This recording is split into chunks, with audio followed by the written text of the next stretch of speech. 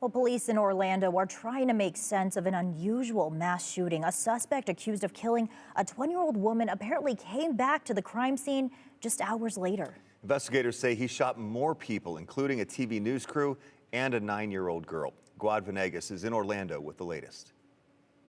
Twice in one day, the same Orlando neighborhood, the scene of murder and mayhem. To be advised, we're getting multiple gunshot wounds. Authorities say a gunman opened fire at the same location just hours apart, killing at least 3 people and leaving 2 others in critical condition.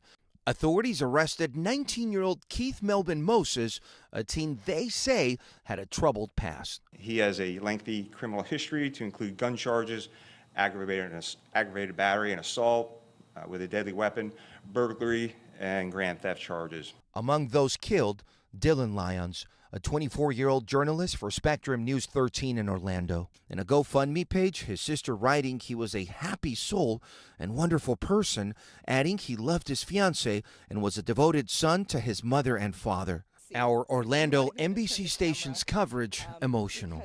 There are people here who knew that reporter, who his fiance and I were just embracing. This is every reporter's absolutely worst nightmare.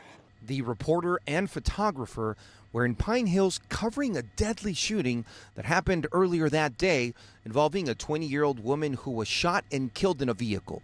He was an acquaintance of the woman. Just hours later, investigators say the suspect returned to the crime scene and opened fire at the news crew, killing one and critically injuring the other, Jesse Walden, who has been able to speak with investigators and colleagues, according to Spectrum News 13 anchor Greg Angel. Other members of the media jumping in to provide first aid on at least one victim before emergency crews arrived. Deputies say the suspect then went into a nearby home, killing a 9-year-old girl and shooting her mother. Had no connection to the reporters and no connection to the mother and a 9-year-old. Spectrum News releasing a statement reading in part, "Our thoughts are with our employees' family, friends, and co-workers during this very difficult time."